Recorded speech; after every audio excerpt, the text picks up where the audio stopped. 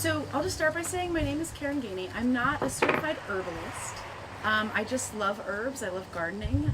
There's so many uses for them, not only like ecological uses in the garden for pollinators and for beauty and aesthetic, but there are also so many medicinal properties to herbs. So I'm mostly self-taught. I've taken a lot of classes like this, herb walks and things like that. And I've also am in a practice of cultivating my own relationship to the plant spirit medicine. And we can talk a little bit more about that as we go along. But what I would love for us to do is just go around and say our names and what brought you to this workshop, or something specific that you're interested in learning, so I can make sure that I touch on that if I'm able.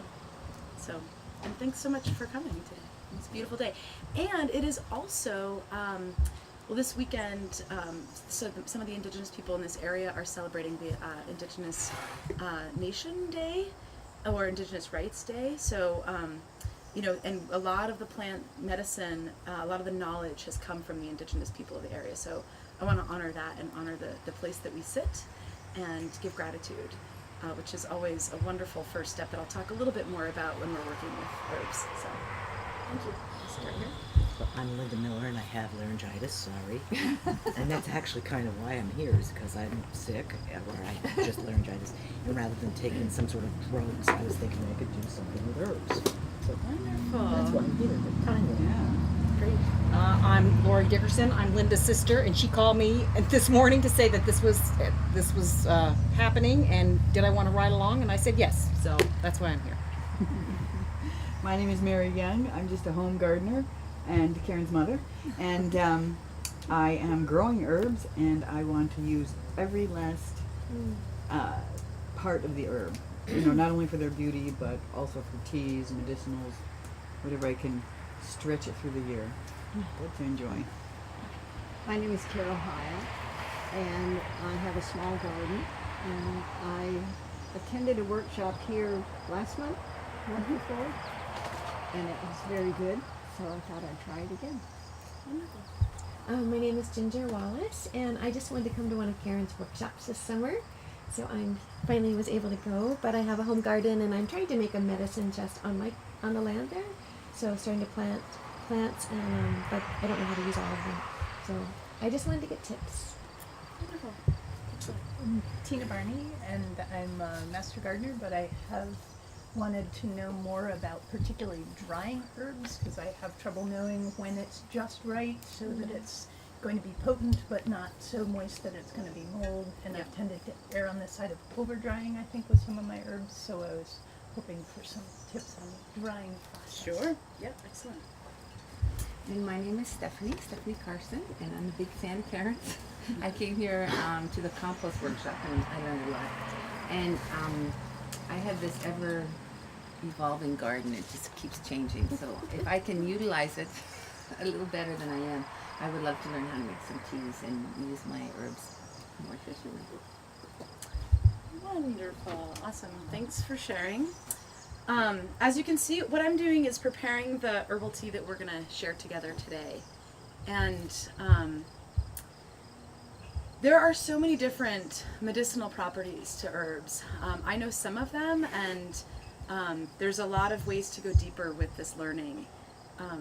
But oftentimes when I'm harvesting for tea, I can have in my intellectual mind what I need, like that, throat soothing herb, or something that might be rejuvenating. But I also like to, walk around the garden and have a sense of openness.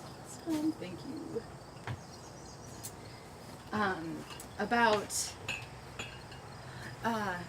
And allow myself to be open for the plants to be able to call to me. So it's almost like an internal dowsing, like just really like a dance through the garden to see. And I highly recommend the practice of, connecting in with ourselves and our intentions, and opening to what is possible. There's a lot of different traditions when it comes to working with herbs, some of which, people believe that it's best to use one herb singularly on its own without mixing others in. And that's for the purpose to honor that herb for all that it can do, and not disregard its ability to heal on many levels. I think that mixing herbs is really beautiful. I think that they work really well together sometimes.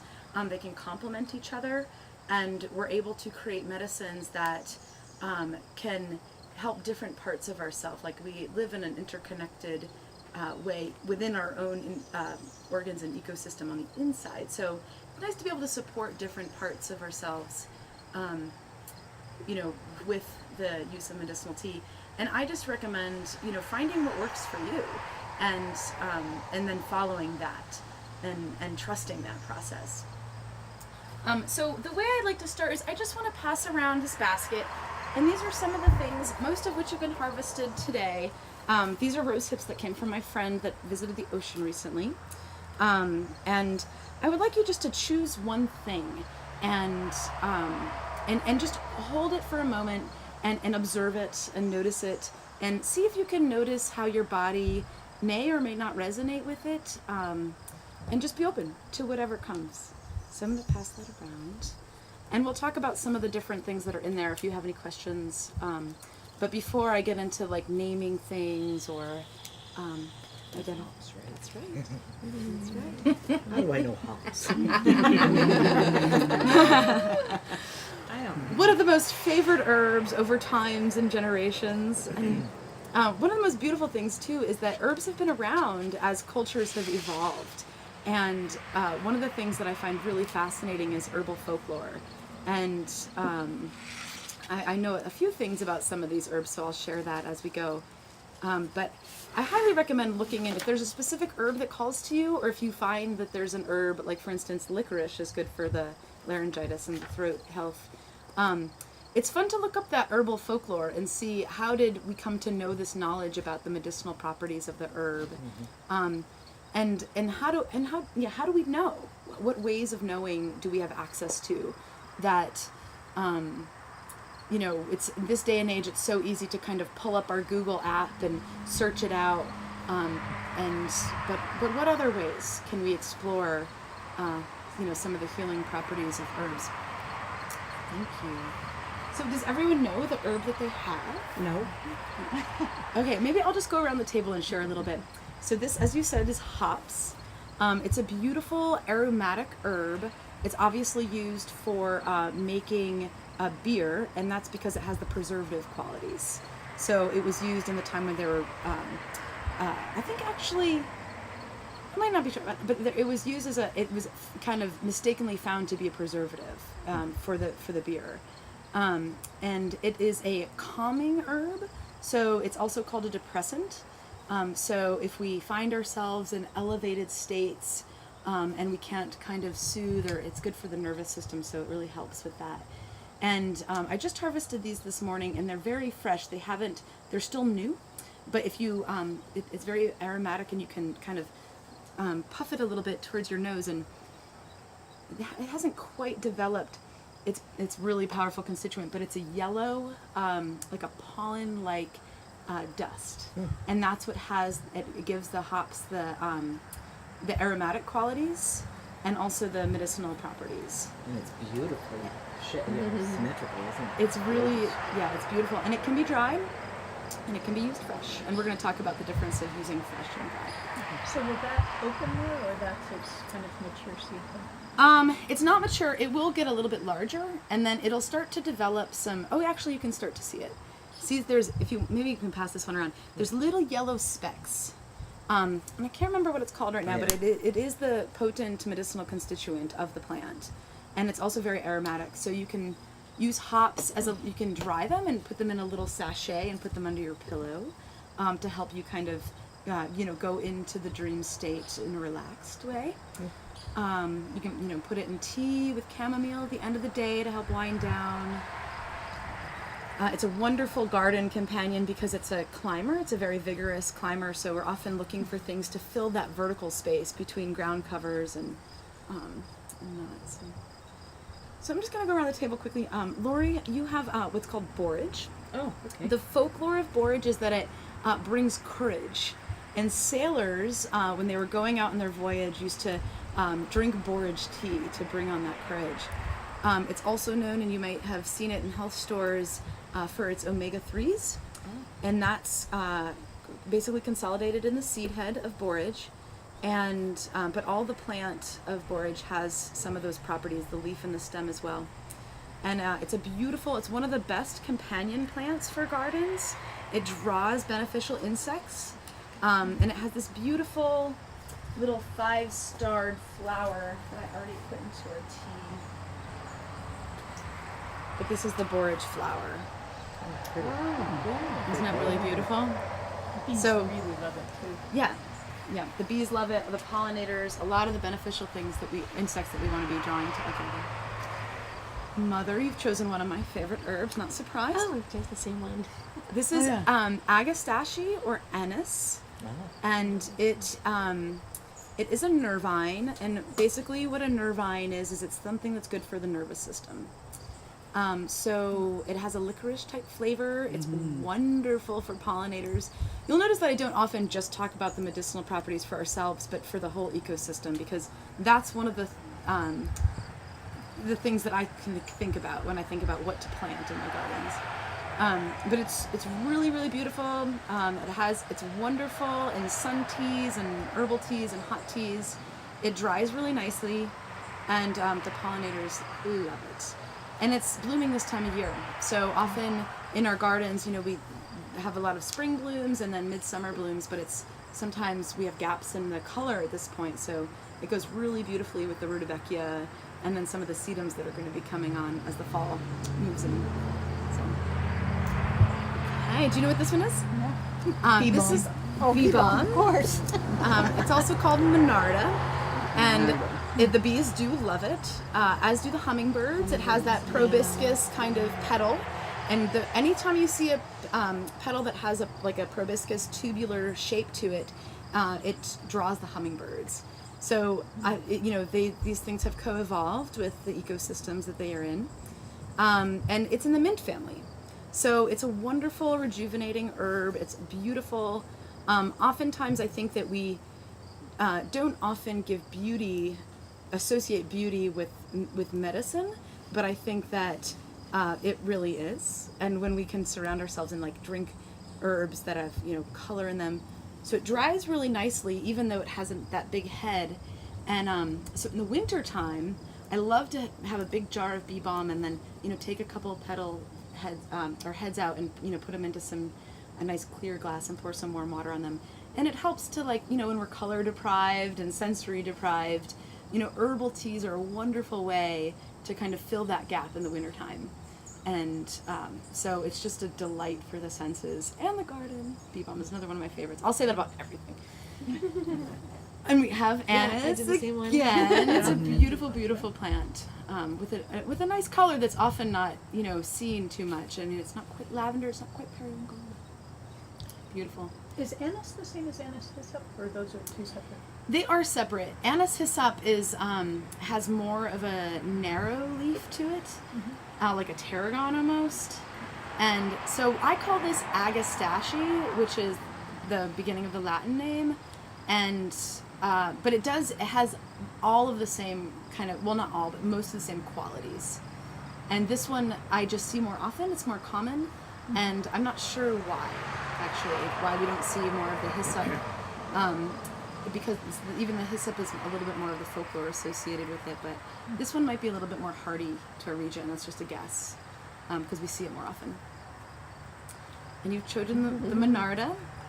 I like to even suck on the blossoms plain, when I have felt like the hummingbirds have had plenty, if you just pull off a couple of them and suck on the bottom, they're really good. And if Oh, you the bee balm? Yeah, and if you like Earl Grey tea, the bergamot in Earl Grey is from the Monarda. Yeah. So you'll get that sort of stuff. Yeah, it's the same. So you'll hear bergamot, Monarda, and bee balm used synonymously. And the way that you can tell it's in the mint family is it has a square stem. So most of the mint are, have this rejuvenating and uplifting qualities to them. So moving right around, Stephanie has chosen pineapple mint, which is a lot of times it's used for its beautiful variegation in the garden. So it pairs well with all other kinds of herbs and flowers, and it offers some, texture and color that we don't often get to see. And it also has those rejuvenating qualities. I don't necessarily taste the pineapple in it, but sometimes we can imagine and evoke the senses that way too. And hops, and then the rose hip, which is, it's the fruit part of the rose. So it flowers and then it fruits and it forms this beautiful plump fruit, which these are really hard. These came from the ocean coast, so it's a little bit of a different zone. But you can just see like color variation here. It's just so rich and beautiful. And so these have a lot of vitamin C in them. So they're good fresh. You can actually like process and mill them into jams and jellies, or dry them for tea. Can you use it in like an oil too? My daughter lives in Truro, Mass, and they made an oil out of it. Yeah, what they Rose would oil. probably be doing is using the rose petals. Oh. It might be the rose hip, but the rose hip has that, it's like juicy like a fruit, whereas the petals will kind of provide more of a floral essence to, like, and you can do infusions in like glycerin and That's water. what it was, yeah. And that's beautiful because the glycerin, we're going to talk about when we're in the tincture part, is another menstruum to help draw out the properties of the plant. And then it can be used topically. Yeah. And rose, has so many, associations with beautiful folklore. It's great for women. And there's just many, many properties that are associated with it. So let's see now. Okay. I'm gonna pass around the handout. You can just take one and pass it down. Sure. Oh, I need to grab one too so I can follow along. Okay.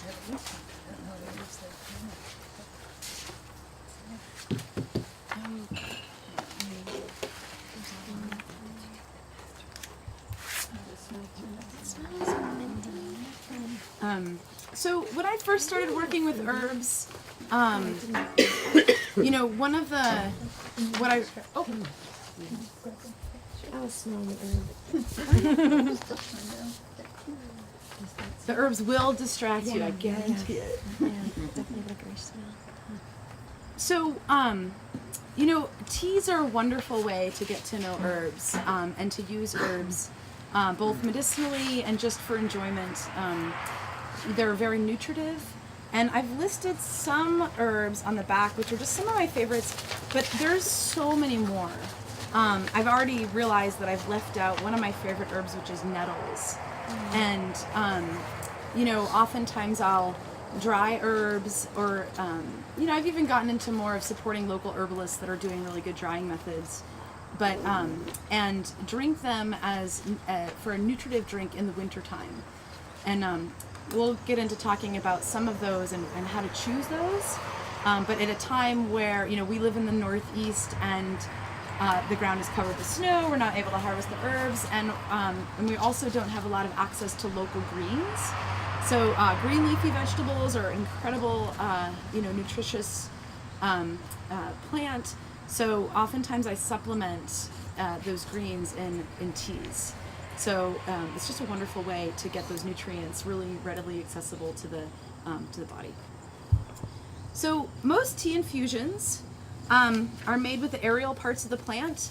And when I say aerial, that just means the above ground parts. So leaf, stem, and flower primarily. We can make herbal teas with berries, and they add wonderful qualities to herbal drinks. But I like my berries and jams, and fresh too. So, and it's best to steep the herbs in the tea, and that's what I'm going to do right now. I almost forgot. So here's our herbal mix, and I've just we've gotten some hot tea. That's you can bring it up to a boil, but you don't want to pour boiling water over herbs because they will kill all the volatile properties in the herbs. So so I'm just going to go ahead and pour this over. And if you like to get into the mystical aspects of herbs, it's good to infuse the idea or infuse your intentions, or maybe you need a little support in a certain area. And you can always kind of hold that intention, and I'm just kind of, blessing the water and the herbs for wellness and health for all of us. And whatever else we need to support all the work that we do in the world. So maybe we could get a little more water if someone's available. Thank you. And then, so when we steep the tea, it's always good to cover it because that holds, there's a lot of different, and you'll hear me saying volatile oils or properties that can escape in the steam. So I always recommend just covering it and, usually letting it steep for anywhere between 5, 15, or 30 minutes. And then that gives enough time for those properties to kind of be infused in the water. So, when we enjoy our cup of tea, we're also getting the benefits from the nutritional aspects. And as I said, you don't want to, or the only time that you would want to boil herbs is when you're using roots.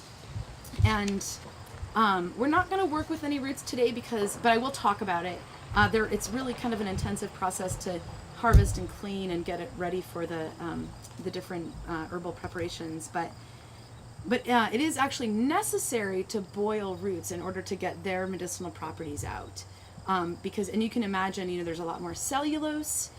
So the process of boiling, and then as we'll get into talking about tinctures, it actually helps to kind of release those constituents into the water. So the more dense something is, the more processing it needs.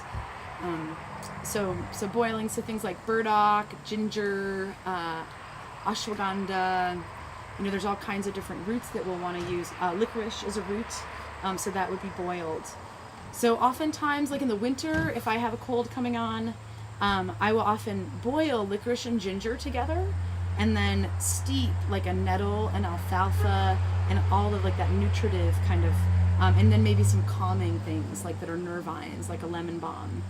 And then, I will boil the water with the roots, and then turn it off, allow the boil to simmer, and then add the aerial parts. And then you have like a really, holistic kind of tea that can serve many parts of ourselves. But you don't want to, so just get to roots, boil, aerial parts, just simmer. And that's it. There's a lot more. There's many different cultures that have developed tea ceremonies, and it's a beautiful ritual because it takes all these different tasks, and I didn't talk too much about harvesting, but I can talk about that too. I think maybe I wrote it in here, but when we're harvesting herbs, it's always good to do it after the dew has burned off the plant, but before the sun has really been too bright, because that can, it'll burn off some of the volatile oils that we actually want. So there's kind of a fine balance. So late morning, depending on where your plants in your garden are. And so for instance, this morning, I've harvested some herbs yesterday that have already become a little bit wilty, and that's what we're going to make the tinctures out of, and I'll talk about why.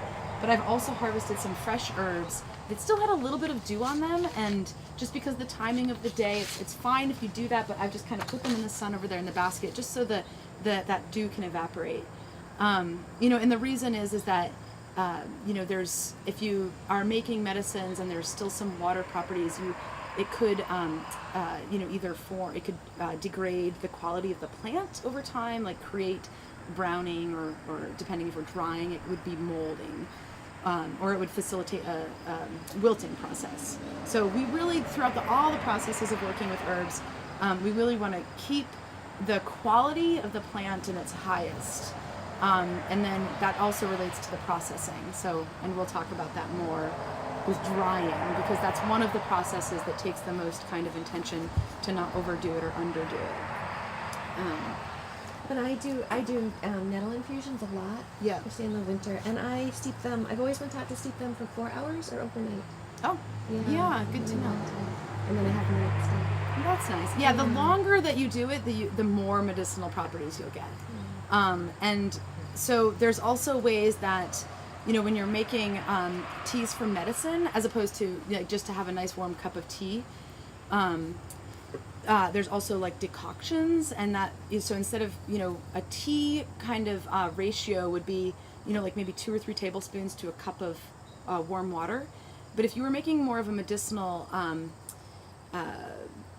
recipe, you could really pack a jar full of herbs and then fill it, and then let it sit for 6 to 8 to 10 hours, and then and then you can pour it off and have a base that you can use, and then you can use that and mix in other things, or even warm that again if you'd like.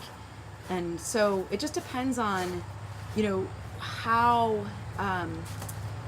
or why we're taking in the medicine or the herb, and sometimes it can be medicinal and sometimes it's just for but there's always some nutritive benefits. But generally speaking, with both tinctures and teas, the longer that you're steeping or infusing, the more potent it'll be. So yeah, thanks for saying that, Ginger. Because nettle is one of those super highly potent, just good for so many different things. So it's nice to get the whole, And I think that as much of the calcium benefit. and magnesium, it takes more time for them to come out. And, Yeah. Okay, any other questions about tea before we move on to tinctures? With sun tea or cold infusions, where you're starting with cold water and just letting it sit, would the thought be that you're getting less medicinal properties, or just different ones by not being able to use them with hot tea? Yeah, thank you for saying that. So with the sun tea, it takes a longer time for the volatile oils to get infused into the water. Mm-hmm. So it's not, and depending on the medicinal properties, will more so relate to the quantity of herb that you have. So you could pack a jar full of a calendula if you needed something like an antiviral, and then just let it sit in the sun. And there's other healing properties to the sun as well. It's the source of pranic energy, so it can really fortify the teas. And I love sun teas, just to put herbs in water and then have it with me throughout the day if I'm in the garden, and just put it out and then sip on it. Or infuse it and then cool it in the refrigerator, because sometimes drinking warm, water in the summertime isn't what we're always choosing.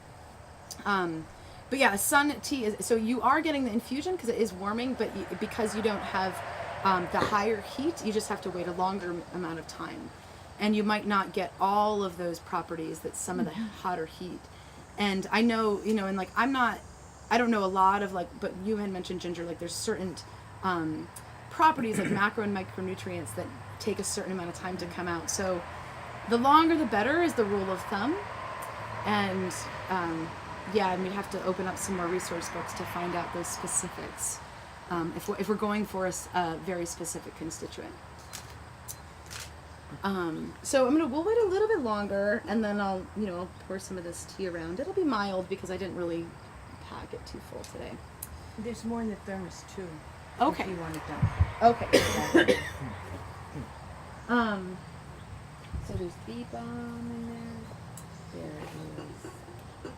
is. There's bee balm, there's calendula, anise for the licorice. There's a little bit of tulsi, which is a holy basil. It's an adaptogenic herb, which we'll talk about a little bit. There's lemon balm for some mint and nervine properties, and some chamomile. So this is not a tea that I'm brewing for a specific purpose, but just to, I really recommend that we all kind of, find our own relationship with harvesting and utilizing, and oftentimes what's blooming, these are things that kind of were beautiful to me as I was walking around this morning and harvesting and thinking about all the diversity of people that are going to come. And, oftentimes the wonderful thing about herbs is that they are really subtle. We can't, there's certain herbs, and we can talk about those too, for instance, comfrey, we do have to be careful with because it can be harsh on our livers, but it's not as much as going out and having a night and getting a couple sheets into the wind or whatever they call so but it's good to be aware of certain things, but mostly and generally speaking, herbs are subtle, so they're not it could be good for this or good for that, but if we're drinking something that's antiviral and we don't have a virus, it's not going to hurt us. But there's other beneficial properties, because the way I like to think about herbal medicine is in a holistic way, whereas a lot of allopathic medicine has been developed from a reductionist standpoint. So it takes the whole and kind of reduces into its parts, which can be fine if we know that there's a constituent, like for instance the borage and the omegas, like maybe we want to like really break that down. I believe that if we're using things in their wholeness, they will support our wholeness. But like I said, I really recommend that everyone finds their own relationship and what they're comfortable with, and with how they use the herbs. Does that make sense? So yeah, sun teas. Wonderful, wonderful, wonderful. Any other questions about teas as a way to enjoy, or I guess one other thing I'll say is if we are using a tea for medicine, if you, like for instance, I'll use you as an example if that's okay again, but like licorice and ginger and maybe some honey would be really good. It's good to, if you're doing tea as a medicinal treatment, to do it, drink, make a big thing of tea and drink it throughout the day. 1 cup is beneficial, but the more that we have, the better it'll be. And tinctures, as that we're going to get into, is a more potentized form of medicine. So you need less of it, but when you're working with herbs, it's good to have a consistent supply, throughout a period of time. And there's many, many, many different sources of, what quantities and how much. And I recommend doing what you feel comfortable with your own body, and then when you start to feel the soothing properties. But because tea is a really mild way to be taking in our herbs. So, yeah. So how long, if I wanted to start like a medicinal garden, and I'll gather my plants and over time and everything else, but how long will, if I dry them or anything else, will it last? Is it, is there a rule of thumb to say you have to grow it one summer and use it the next year and then get rid of it? And, what's a rule of thumb for that? For the herbs themselves? Yeah, as far as for, anything that you use it for, like I'm just thinking, okay, I'm going to plant this medicinal garden. Yeah. And then I'm going to harvest, Yeah. at the appropriate times and whatever, and make tinctures or, dry them or whatever. Yeah. So then is that expiration date 1 year? Is it 3 months? Is it, what? Well, okay, there's a beautiful thing about a lot of these herbs is that they're perennial. So they'll come back year after year. And the other wonderful thing is that you can also get many harvests from 1 year. So for instance, lemon balm is a plant that grows in the mint family, and you can get 3 to 4 harvests a year from that plant. And basically what we want to do is when we're harvesting is sometimes, I usually like to not take more than 1/3 of the plant. So depending on how much you have, you can harvest, and I can talk a little, would people be wanting to hear a little bit about harvesting techniques? Sure. So are you talking about how long they last once they're dry? Yeah, I mean, I just wanted to know. Yeah. How once long they're do you? Yeah. I mean, do I have to like throw it out after 3 Right. months? And how do you keep it fresh and sealed and Right. and keep it so that it has a shelf life? And what is a shelf life? Yeah. Exactly. Yeah. So I have some of that in the drying section, but Okay. so basically, up to a year, but sometimes longer depending on the drying process and the storing. But I'll go over those optimum conditions. But in order to create the optimum lifespan, okay, so sorry, I thought you were talking about like in the garden. Like, oh, that's great, they're always there. So this is lemon balm that I harvested yesterday. You can see it's become a little bit wilty. But oftentimes in harvesting, it's always good to harvest just above a stem like this. So there was some leaf right under here and I just cut right above it. And you don't want to leave a lot of stem on the top, because it just takes the plant's energy to kind of heal, and it eventually die off from that top piece. So you just, again, harvest just right above like a leaf. And that's just a rule of thumb for most herbs. Some herbs are different. For like large swaths of chamomile, I will, just, go ahead and just cut. And, before I'll talk a little bit about the harvesting, but one of the things that I like to do is just offer gratitude, and say thank you for bringing me, what I need, and for offering the medicinal properties that you are, and for its presence in our lives. And I just think that's a nice way to approach the herbs. And So, and it can be very simple, and you offer gratitude, and then, some people sing, and, just there's herbal folklore, and working with herbs can be as fanciful or as scientific as you would like, and there's a, very large spectrum in there, so just find what works for you. But gratitude is wonderful, and I just have a belief that when we offer that, the plant opens up more. So we have ideas, and science has figured out specifically what some of the medicinal properties are. But I think, herbs can be beneficial in many realms, not just for like the throat or the stomach or the head or whatever. So that's one thing about that. And then, but in the drawing part, we're going to talk about, some of your questions. And the tinctures, how long do you keep them? So tinctures can, I've had tinctures for, up to 3 years. Once they get, into 5-10 years, alcohol is an incredible preservative, and so why don't we go into talking about tinctures a little bit? And let me see, I'm just going to see if the teas,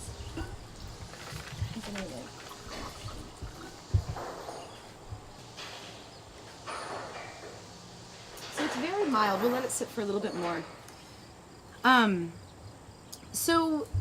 In making tinctures, it's basically just a concentrated liquid herbal extract.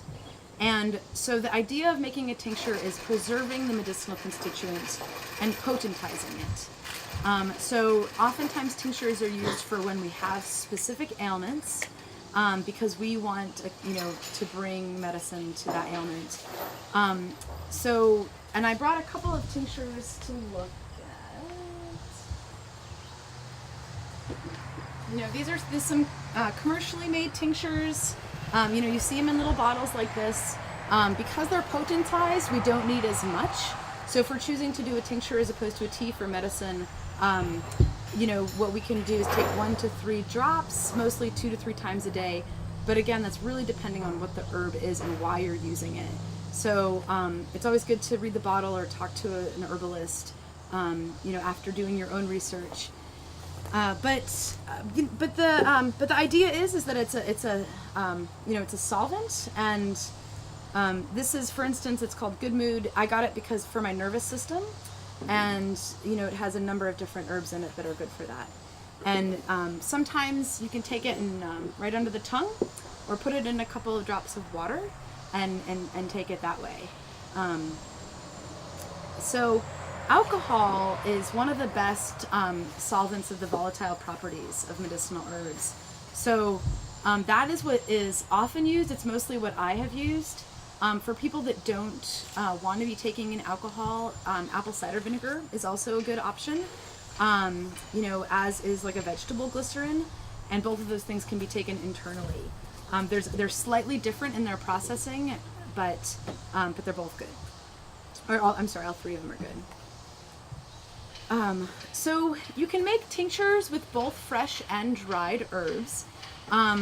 I recommend, and one of the herbalists that I've learned a lot from is Rosemary Gladstar, and she's right here in Vermont. And she likes to use the whole part of the plant, or the fresh parts of the plant, to get all the benefits of the live constituents. Because when something is living, it has different properties than something that is dried. So the idea with the tincturing is to use the fresh, and then get those live properties as well. So it's a wonderful way to preserve plants. Right now we have abundance, and it feels like, we can't imagine not having, teas or greens or vegetables at our disposal. But in the wintertime, it's really hard to come by those things. So it really preserves those qualities that we can, fortify our systems with in the wintertime. So for tincturing, what we want to do is, after we harvest, it's always good to clean off any dirt, make sure it's dry, and that it's free of insects. We don't want those poor little buggers getting, drowning in our alcohol. Might be a good way to go, but, that's all up for opinion. But so what I was actually hoping that we could do, and it's all, up to us, is I have some, hands-on component. and we can go over the processing, and then we can make our own tincture. I have everything for us to be able to do that, and I also have everything for us to be able to make little bundles of some lemon balm to take home. So does that sound okay to everyone? We can get our hands into it a little bit, because that's another wonderful thing about working with herbs and making medicine is, engaging with the process. And oftentimes you'll hear a lot of herbalists saying the best medicine is that which we make of ourselves, because it's our own properties or intentions that we can infuse in that process. So sometimes, if I feel a little off or a little imbalanced or overstressed or exhausted, I can get herbs that I know are good for that, and then I can also, make them and infuse those herbs. Like, please offer me the support that I need, that maybe I don't know that I need. Allow the mystery to come into the process. Again, that's just me. It might be a little too frou-frou for some, but No, it's perfect. thanks, Mama. I do have a question though. Does one type of tincture require the cider vinegar? Does one type always require alcohol? Is there sort of a rule of which of those items you use with which? It's a good question. And there's not necessarily a rule of thumb. With apple cider vinegar, it's recommended to warm it a little bit because it doesn't always bring out all the constituents as readily as an alcohol would. So by warming it, it creates like a mix of an infusion, but also the potency of a tincture. With glycerin, you can add water. And then, because sometimes like a direct glycerin is a little bit too strong for us. So, but personally, I don't know that there's one herb that's better for the apple cider vinegar versus the alcohol. Really, the purpose is to pull the medicinal constituent. Yeah. So we harvest the herb. We make sure that it doesn't have any dew or water, and it's not wilty or diseased in any way. Another thing that I didn't add on this is that it's always good to harvest from areas that are away from roads or where there might be any contaminant, any airborne, soil-borne, or otherwise. And so it's always good to know, because oftentimes I'm driving on the road and I'll see like a huge swath of, something, and I'll be like, oh, I should go harvest it. It's really best to stay away from that. Because we don't, one of the reasons of taking on, or taking medicinal herbs is that it helps us kind of counterbalance a lot of the free radicals that we're already exposed to. And so it's best to keep those out of our process of medicine making. So, so in making tinctures, and what we're going to get into, I have a cutting board and some knives, and we're going to use some of the lemon balm and the chamomile. But the first step I've already covered. But once you have your herb and it's, and you've identified, or you've taken out all of the stuff that might be wilty or diseased, it's good to chop or macerate. And what that does is it creates more surface area, and it helps some of the oils and kind of solvents of the plant come out. And that's what we want. And then what you can do is, you need a clean and dry jar. You can pack your herbs in, and we're going to do this process so you'll see it. And then pour the alcohol or the apple cider vinegar right over that herb. And that's basically it. I've read different things, and I know different herbalists that practice different ways of storing in a warm place is kind of considered to help with pulling out some of the properties. And I've also heard of storing in a cool place. Generally what I do is I just store my tinctures in a dark room temperatured place. And then after you have your herbs in your jar, it usually is about 6 to 8 weeks. But if you want a more potentized medicine, you can wait longer too. And alcohol doesn't really go bad. So, I say like a year to 3 years, they would probably last a lot longer. But there's just something about the time and space continuum that after it's that, maybe revisit whether you need that herb, why you're using it, where you got it. But in my early days, and still even, I'll, make tinctures and put them in the cabinet and forget about them, and then I'll be moving a year or two later and be like, oh, so just getting to know, because working with herbs, you really have to kind of, build it into your schedule, and, and then, and it's a process of experimentation, so. Joe Liddell taught me 5 years because I make them and I need them and then I don't need them and I have them and I'm like, should I toss them? It's just Yeah. like 5 years. So Yeah. anyway, I guess you just feel it, but Yeah. yeah. And whatever works. Yeah, and ask your body, do I need this? You know, there's a lot of ways of, muscle testing now and even just the internal dowsing, like you can hold something and say, do I really need this right now or not? Like if we have dried herbs and we're making a cup of tea in the winter, we would use less. So like for instance, if this was all dried, the water would really take on the color of the herbs and it would have much more flavor.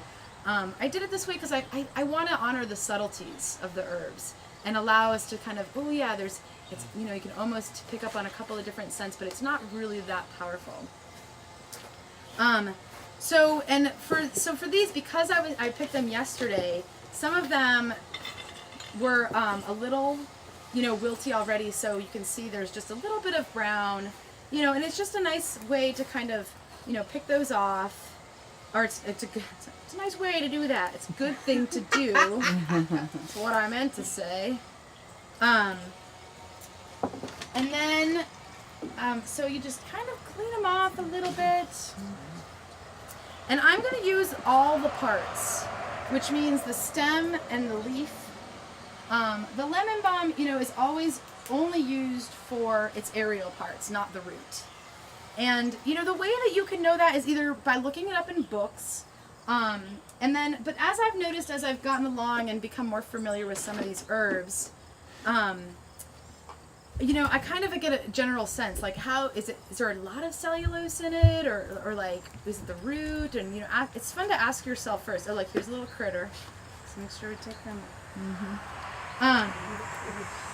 So you never wash the herbs once you pick them up? You can. I only ever use organic herbs, and I only recommend that you use organic. Yeah. And I don't, somehow, like, I have washed herbs, and there's a way that I feel like if you get them in the right time after the dew has kind of evaporated, but before the volatile oils are gone or burned off from the sun, there's no need to wash them. And if I do, sometimes I find that, like, I don't really know how to say it, but like the chi of the plant kind of like sinks a little bit. And, so it's best to kind of like really keep it full and vital. But if it's dirty, it does no harm really. It just, that's kind of just my own sense. So Makes us tougher. Well, you get nutrients from soil and dirt and stuff. Good. yeah, actually, and they're Good soil. they're really finding out. It's I just learned the other day. It's actually called people are prebiotics. Like we're becoming more familiar with probiotics. And Ginger's nodding here. Maybe or if anyone knows more about like this, I just am like, oh, okay, because I've always known the benefits of soil for our gut, and other things. Not that I eat a lot of soil, but it's good to have all of that. But there's certain ways that the prebiotics help support our whole system, and that I haven't quite had a chance to learn more specific about that. If anyone else knows, please share. So I'm gonna go ahead and cut off some of the lower parts of the plant. I'm noticing are a little wilty, and that maybe was because they're dried. This was from a very, large patch of lemon balm. So you can get 3 batches per season? Yes. Because mine is just getting wild, so I should have maybe cut it back early. Yeah, I mean, most things will start to be going to flower now. You see oreganos and all of that, and it's better, like if you're harvesting for culinary purposes, for the leaf, it's always good to do it before it goes to flower. Because what happens is those oils, that energy of the plant is going into the next form of its cycle. So you want to harvest things when they're in that place. So if I'm using a leaf, I want to harvest it when most of the energy is in the leaf before it goes to flower and then seed. So yeah, and if you start cutting them as soon as it comes up, and there's different, research out there about that first harvest is sometimes the more potent, or, and then the second harvest, maybe a little bit less. But I find that they're all they all have the medicinal properties that we're really looking for. Okay. I wonder because I think some of the plants have evolved these chemicals to avoid being eaten or to, as an insect relationship. And so I wonder for some of them if they're most volatile when specific insects are out. I wonder if it's more a coevolution thing. I don't really know. Oh, but, interesting. Yeah. As opposed to like the first in the beginning of the season or, yeah. Yeah, that is interesting. I don't know. But, Yeah, because maybe like the insects aren't out yet Yeah. or something. right. So why put that energy out right. until you need it? Yeah, that is interesting. It'd be to see if those same oils are the ones that are the medicinal parts for us. Yeah. And then that's really cool because then we really get to see how that web works and like how we're interconnected to these other things. Like because of the presence of the insects, the plants are putting out the medicines that we also need. Fascinating. So it's a little bit of a process. The aerial parts of plants are easier to work with than the root part, which can sometimes be pretty intensive, to dig up. Burdock is a really wonderful herb. It's a blood purifier and kidney tonic. And like our kidneys are kind of like the powerhouse of our body. So it's always good to, support that. And and I'm happy to talk about harvesting roots. Oftentimes it's best to, I find, dig down with like a post hole digger right next to the root that you're going for, and then kind of like knock it out into the hole that you've just created. Otherwise, sometimes if you're digging, you can really cut into the root. And then it's also fun because if you're digging next to it, you really get to see how deep that root goes and, where it grows and why. So, like what it might be, growing towards if it's a nutrient or something like that. And then, and I just want to talk about roots because a lot of them are highly, potent and good to use. But when we are working with roots to make tinctures, I do recommend cleaning them, even though the soil has wonderful properties. And it probably isn't going to do a lot of harm per se, but it's gritty, and I don't know. There's probably some scientific research out there that gives us a little bit more information about maybe how it might change the process of preservation or something. But especially, if I'm making medicines for myself, I can be a little looser with the process. But if I'm, making a medicine for a friend that might need something, I, really try to follow the best practices, and which, to my knowledge, now is to keep the soils out of the tinctures.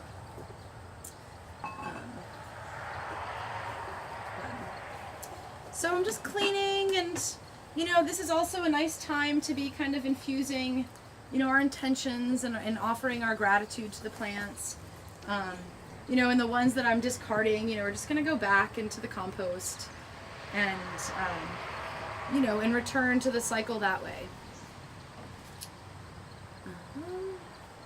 Any questions as I move through this process? I see that you have little flowers, and that's okay too, to put the flowers in? Yeah, it's okay because it's a tincture. Like if I was making, and I did use it for some tea, but sometimes it can become a little bit bitter. But lemon balm has, all the medicinal properties in the whole, in all of the aerial parts, which includes the flowers. So is this a good time to harvest the bee balm then? Yeah, it's a great for the flower head. Right Yeah, because now. it's a little bit late. I think depending on where you are, I think some in the higher regions, they're just starting to come to flower. Mm-hmm. But here in the valley, they've been flowering for a couple weeks, so maybe even a little bit earlier when that flower head is really, really full. But because bee balm, and anise and some of these other herbs are also really good, for beneficial insects, it's always good to leave some for them too. Yeah. And so you can harvest. You said 1/3. Yeah, 1/3. I'm listening. So Yeah. what do you do with bee balm? Because I have tons of it. Yeah, So well, you can make it's the teas? you can make the teas, and it offers like a mint, like so it tastes like mint. Okay. I was going to make salve out of it, actually. And you yeah? can. It's good Yeah. for cellular kind of Salve a regeneration. lot, yeah. What about the leaves? Are the leaves as they will have like the similar kind of I don't know as far as like the medicinal properties of bee balm so much as opposed to like the taste, and they'll have the same qualities as a mint would. But you would, if you're harvesting for the leaf, you would just want to do it before it goes to flower. Mine hasn't flowered yet. Oh. It's just like, it's stunted. It's a kind of a funny year because we've had a lot of rain, and it's already, I mean, even though it's so warm right now, we're also starting to see some of the cool nights come back. So it's going to be interesting to see what happens with our tomatoes and, Right. and some of these things that, They're getting a cool night slowdown. yeah. So, I'm actually going to use this jar. This is the jar, this size jar is generally what I use for making tinctures because this is a lot of tincture. But it is a wonderful gift, and especially homemade. And I found that this much tincture can, provide gifts to like most of my close circle and for me for a couple of years. And that's wonderful, and it's like, I love to carry the same kind of ethic of, when we grow food, we can grow for ourselves plus maybe like 10 more. And there's an abundance in nature, which is like an inherent quality of nature itself. So it's fun to work with that a little bit and think of, sharing the process. Okay, so I have more than I need here, but what I'm basically just gonna do is make sure that there's no more insects or there's some little wilties, but that's all right. This is not a rocket science. It can be, and if you're interested in getting into the scientific part, there's plenty of resources and institutions out there to be able to do that. But that's one of the reasons why I love working with herbs is that it isn't a rocket science. So basically I'm just going to cut it into small pieces. And it helps to bring out those volatile oils and create more surface area. And because we want that alcohol, to be really infusing as much of the process or much of the herb as possible. So that's why increasing the surface area is important. Yeah, you can smell it. Yeah. Yeah. Amazing. Lovely. Isn't it incredible?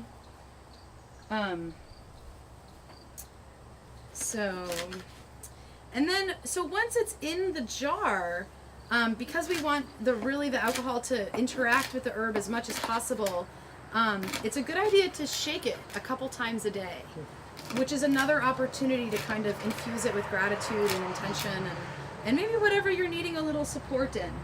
I know a lot of, mystic herbalists out there that really do believe in the plant's ability to kind of hold those medicinal properties or those healing properties that might not be directly related to a symptom. So I'm just going to go ahead and fill this jar. Do you ever use a mixture of solvents to be able to release different types of chemicals in the same plant? I've mostly just used alcohol and apple cider vinegar, and I wouldn't necessarily mix those, and I don't know if one brings out certain qualities whereas the other doesn't. Because I think with a mixture of alcohol and Glycerin? The alcohol can get out the water-soluble components, and the glycerol may get more of the oil components. Okay. But it may be that by the time you've chopped it, the alcohol and the physical disruption can release the others as well. Yeah. But I can't remember what the proportion is, but there's one that's a mix of those two. Right. That is a really good point because some things are not water soluble, but that's where the alcohol comes in, and so yeah, it'd be good to go a little deeper with that. Wouldn't that depend if you're going to use it as an infusion rather than a topical?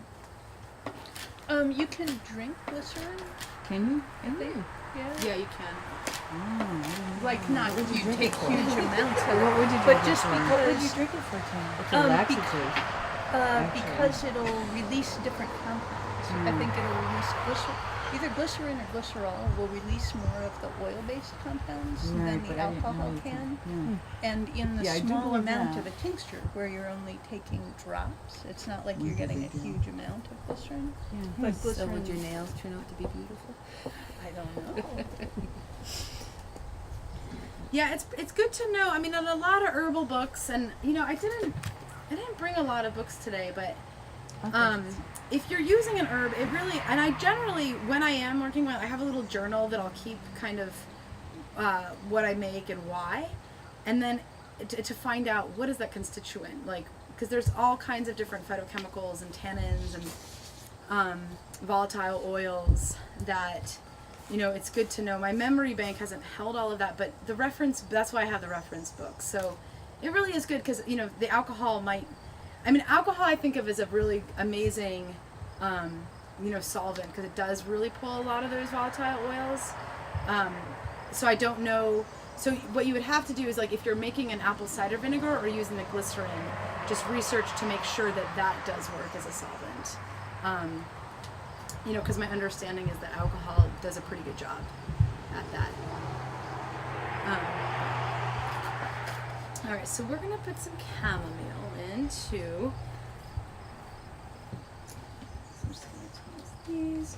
It's just amazing, like, the abundance of this time of year, where it's like I can discard things that maybe aren't perfect, It's and this is the time of year that I dream about, the winter time. Yeah. Mm-hmm.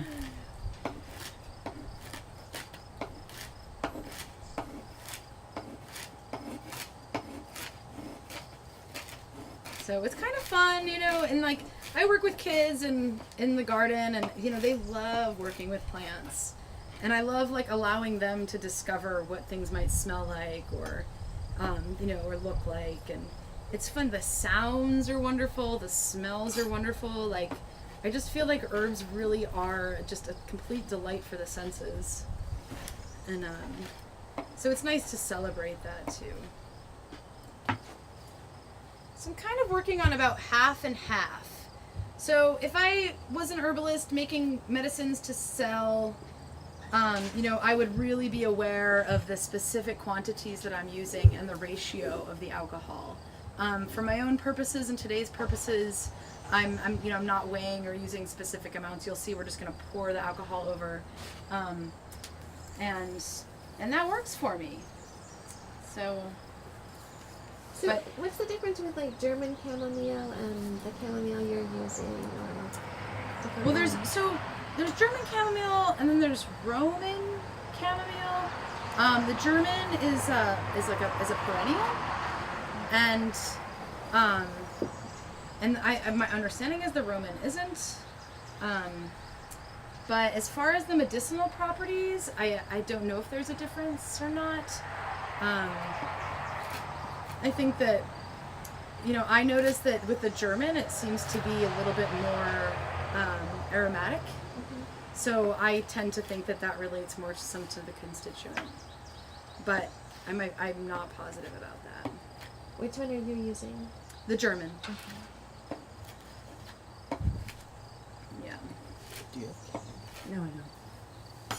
There's also that little chamomile that grows. I mean, there's so many different varieties of herbs, and it kind of, you see it like in the end of driveways, or it has that same smell. And I don't know. Do you know which exactly one that is, or maybe Tina, if it's a specific chamomile? But I don't recommend using that one because I don't know why. I just feel like it has another purpose to be here. Like, it's good for filling in cracks and giving us little aromatic scents as we walk over it. But I try to use herbs that I know have the medicinal properties. And there's some general rules of thumb, with certain herbs, like, because there's echinacea, and now we have all these different cultivars. But the most medicinal form of echinacea is the purpurea, and oftentimes, like, you'll see officinalis or augustifolia with a variety of different things. Like, we have monarda. There's an augustifolia, and it's the light lavender one. It's the one that's most medicinal. So I try to remember rules of thumb. Like, my memory bank isn't the type that remembers, like, all the names of the specific things. But if I can hold on to something, like, oh yeah, okay, is it augustifolia? Is it purpurea? Or officinalis? I know that's how close is the cultivar to that variety? Then I know that it's more, it's closer to the maybe the wild variety that we can get the medicine from. and it's not to say, and like Arnica, there's Arnica Montana, which is the most medicinal property, or variety, I mean. But there's also Arnica Americana, which is more readily available, and some herbalists say that there's not too much of a difference. So like I said, like with every herb, it's good to kind of, like, if you're interested or if you have an ailment, look it up, find the herb, and then do your research about which specific variety. And we're so fortunate here to have a co-op that carries a lot of really wonderful, not only locally made herbs, which I think have an added benefit because they have the properties of the local environment, but there's also a tremendous amount of resources, and and some of these companies have really perfected the science of making the herbs. So it's nice that we have trusted sources and trusted ways. I think it's still nice to interact with it if you're if you're oriented that way, and it's also nice to support the local herbalists that are making a livelihood out of this way of healing. Do you loosely pack that jar, or will you tightly pack that jar? I'm gonna tightly pack it. Okay. Yeah. And partly because what we're gonna do is we have a couple of jars here. If anyone has a jar in their car or any little container that you want to take some home with, like, we can pour some out and you can take some of this tincture home.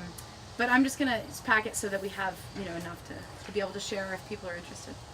But you can take a little bit of the tincture home, and also we'll do some of the herb bundles. What about if your chamomile's kind of gone by? Would you still use it for something like this, or would it not be worth the benefit?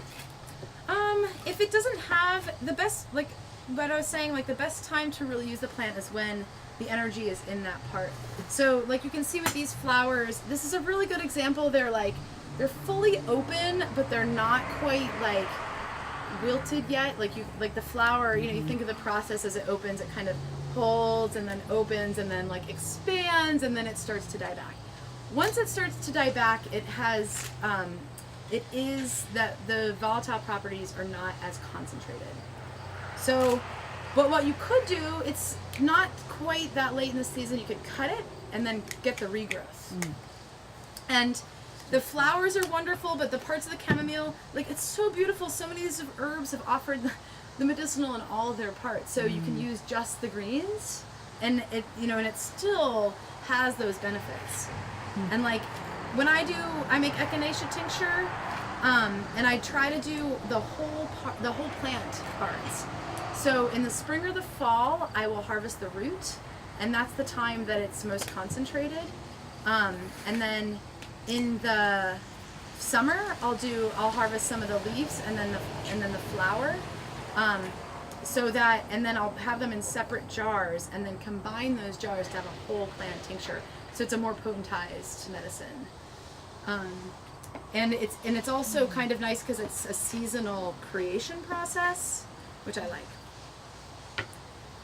So is there a time check here? I'm wondering maybe what else. It's just noon. It is right now? Okay, so what I'm going to do is I have some pieces of floss and some lemon balm. Let me just finish this off here. I'm going to keep chopping and adding, and then I'll pour basically the rest of this process is going to involve packing the jar, pouring the alcohol, and then securing it with a tight lid. Sometimes the alcohol evaporates and you can just add more, but it's best to make sure that all the herbs are really completely submerged under the liquid. And then to store it in a room temperature place, and then just really turn it, mix it, shake it every day. And I'm going to continue doing that, but while we do our herbal bundles. So I've harvested some lemon balm. Some of it is a little past its leaf form. It is going into its flower stage. But you can pick some pieces off. The best way to dry, and all this is in the handout too, so if anyone does need to go, I won't be offended, and I'm sorry I'm going a little over. But the best way to dry herbs is to take 3 to 5 sprigs and tie it tightly. And you wanna, the way we dry herbs is with heat and dark. So you don't want much more than like 100 degrees. I've heard some people have had success by setting their oven temperatures at like 150 and 200 and maybe keeping it open. But the idea is you want to slowly dry it so that you're just evaporating the water, but everything else is really staying concentrated in the plant. And then the way that we know that it's dried is it's really crispy and crinkly, but not over dried. And I actually have some examples of both of those here. This is nettle that I dried last year, and you can pass it around and see that some of it has gone dark, and so I won't use this anymore. I just wanted to bring it as an example because you can really, if it's green and vital, it's still good. If it's gone dark, it's lost its properties. So it's so I wouldn't use it at that point. So some of it still is though. And some of it still is, yeah. So, so you feel free to make a bundle, and there's all kinds of ways to do this. One of the things to remember is that because there's multiple stems on some of these, what I would do is just do 2. But the key to drying is for airflow. You want maximum air circulation. And I like to use this floss because I can keep it tight because the plant will shrink a little bit as it dries. And you don't want to, be picking up plant pieces everywhere. But another way that I really, really liked using of drying herbs is to use a paper bag with holes in it. And you'll see a lot of people sometimes will take their herb bundle like this and put a paper bag over it and then tie it all together and then put holes all around the bag. That way you won't lose any of the plant material as it dries, and it won't be impacted by the sun. Because we can't, often people think, oh, if I just put the herbs out in the sun all day, they'll dry. But they won't. What happens is the sun will bleach the volatile properties out of the plant. So dark and hot. A dehydrator is a wonderful way to dry herbs. And it's really climate controlled, which is awesome. And what sort of temperature setting would you use for that? The 100 degrees? Yeah. Oh, that smells And so it's all, good. like I said, you No, can it look does. at It smells wonderful. Look at the handout. 90 to 100 for 1 to 5 hours, depending on the water content. I don't know if anybody has a Are we taking Oh, a bundle? awesome. I a missed pilot, like a That's good. pilot light in your oven, but I just leave it on pilot, and I just put it in the oven on pilot, and like in 3 days it's done. Oh, you don't even turn your oven I don't on? turn it on, but I have a pilot. Yeah, so you have to Yeah. have a pilot. Yeah. Okay, and so does any of it, it doesn't turn brown with that length No, of if time? I like forgot and turned the oven on, then I'll burn it and it's done. Yeah. So I have to have a little note that's saying like herbs Yeah. done. Yeah. That's great. That's a wonderful, wonderful tip. And there's also wonderful, solar dehydrators out there. Yeah.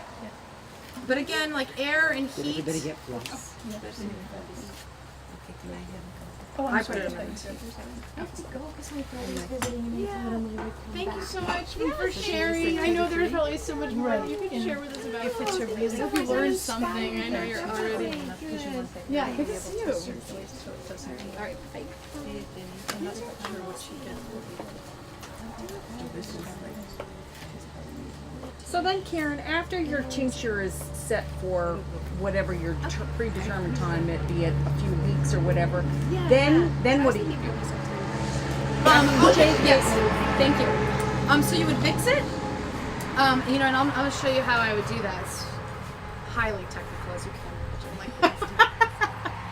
imagine. So turn it and then get a stainless steel strainer and put some cheesecloth muslin. Yep. And then just pour it right into it. And then what's really nice with that cheesecloth is that you can bundle it up and squeeze it so that everything really comes out. And then from there you can put it into smaller jars if you want to, use it as like a tincture bottle or give it as a gift. You can see that the reason that the jars are opaque is so that sun doesn't come in and hurt and kill those volatile oils. And then that's it. So you can either store it in a larger jar or put it into smaller jars and then keep it in a cool place. Okay. And that just helps to preserve it. Alcohol, like I said, is already an incredible preservative.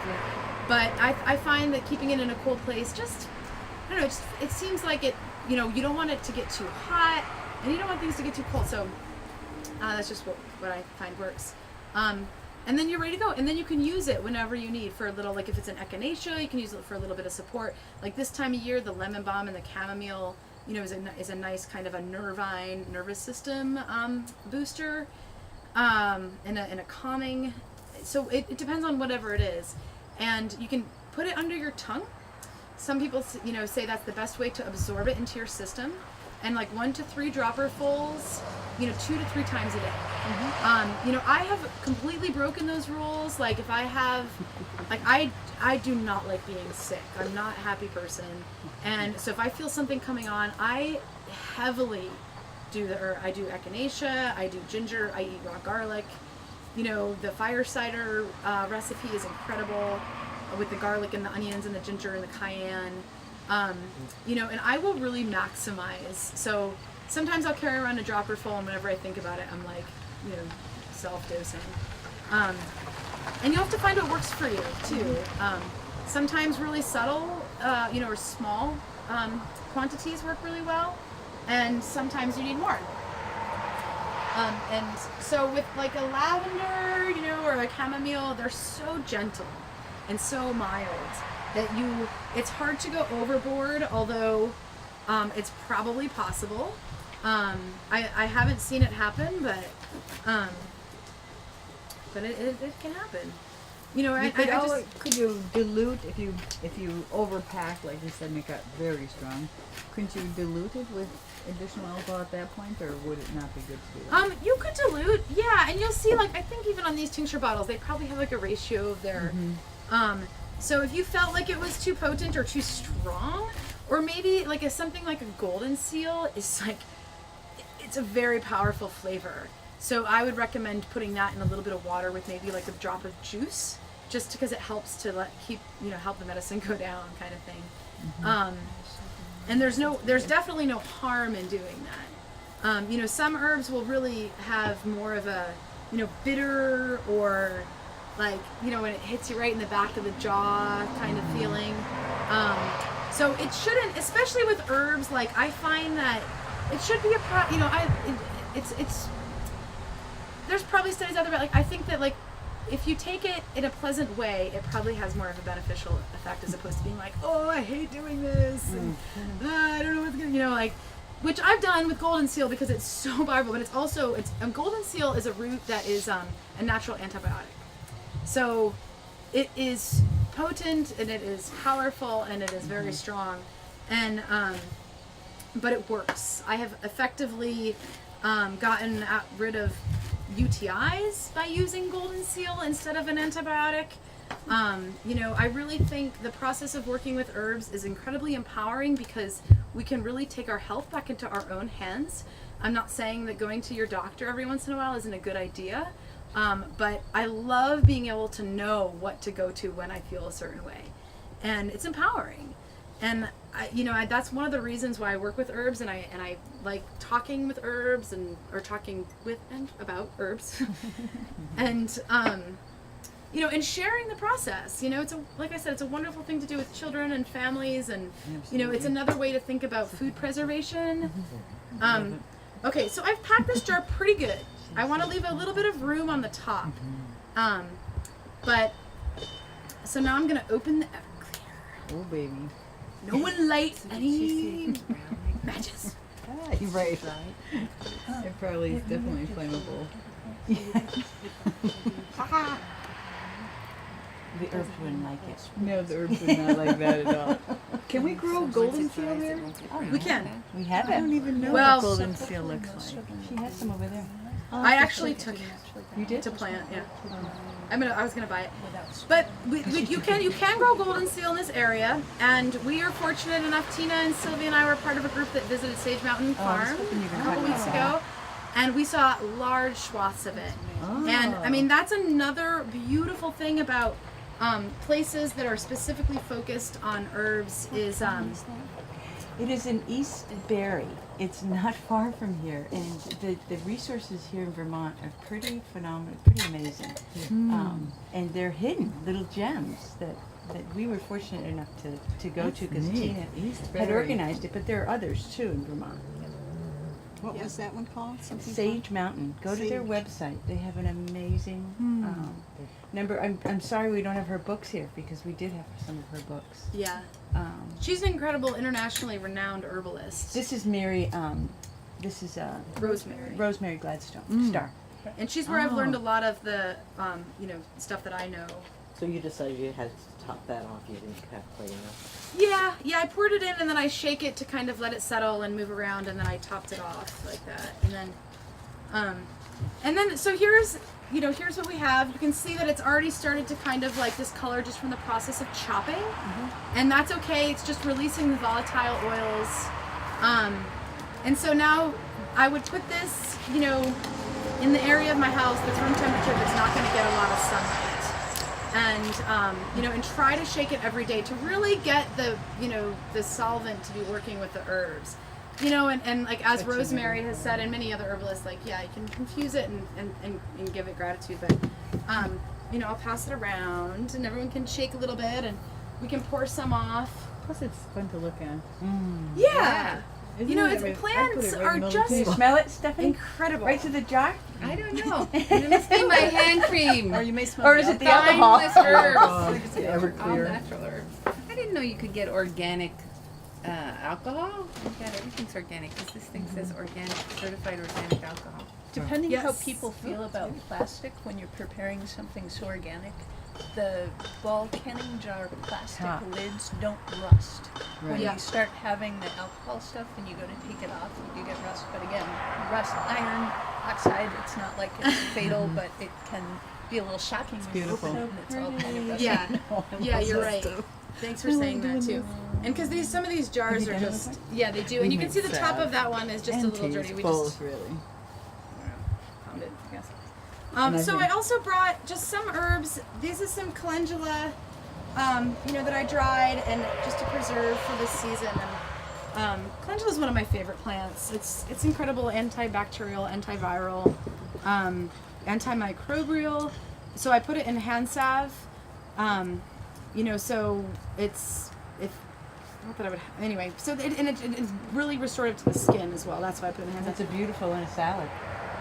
Yeah. You can eat it. It's really pretty. Yeah. So, and just to show you what herbs should look like when they're dried, like you can see there's a variance in the nettle, but they really should hold their color, and not be like moldy and also really have their aromatic qualities. So you can smell some of these. There's a subtle little smell, and these are this lavender is probably 2 years old. And you can see it's starting to get a little brown. I might not use it for anything aside from like blessings or cinnamon. Was it dry? It's still wonderful. Yeah, it was dried. Yeah. So this is a good time to do that now, I guess. It's all in flowing. With some like sea salt. If you Is are this a good interested- time to dry the lavender, Karen, too? When it's in its you Full can bloom. June, Yep. July. Yeah. Well, you can dry it now because there's still lavender, and it depends. Like if you harvest your lavender early, it would be in its second bloom right now. So you would just want it when it's nice and that kind of bright purple. And Is it And gorgeous? can you use the leaves? Oh, sorry. No, go ahead. Can you use the leaves of lavender too? Because my lavender leaves are so you can aromatic, but I don't know. For No. teas, or do you dry them? you can dry lavender for tea.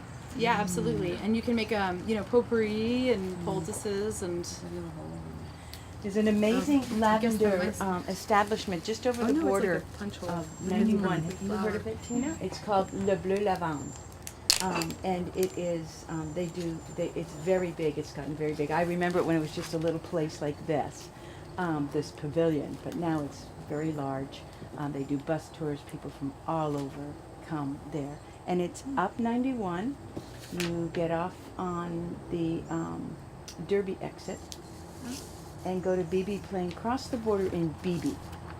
Go down the road maybe 4 miles and you'll come to Le Bleu Lavande on the right. It is the most incredible experience. You feel like you're in Provence. Just Le rows Bleu. and rows. What? Le Bleu Lavande, Lavande. And if you go to their website, just put .ca for Canada. So, just lastly, I'm happy to answer any questions, but I understand we probably have other things to get to today. But I listed some of my, my favorite herbs, and this comes from both from being a gardener and an aspiring herbalist. And nervines and adaptogens are some of the herbs that I think are in the categories that we should all be including in our daily practices. Adaptogens help to bring balance. So if there's an excess of something or if there's a deficiency of something, that's the plant medicine. It's just kind of magical in that it'll help to bring that balance. And nervines support the nervous system, which is oftentimes, the part of our body that is easily vulnerable based on external circumstances or internal circumstances. But it's good to support those things, and as is the kidney and kidney liver kind of organs too. But like I said, there's a tremendous amount of knowledge. I mentioned Rosemary Gladstar is a really good resource. There's books on everything from the folklore to the science. So I really recommend developing your own practice and of learning and experiencing and really cultivating the joy of working with herbs. So let's see, what else do I have? Rhodiola I've actually gotten really into this year. It just helps with balance. I'm kind of, I can be a very eccentric personality, so which is I love that about myself, but sometimes the rhodiola just really helps to provide a kind of like a constant steady centeredness. So chamomile is a wonderful thing to support some of the subtle parts of ourselves.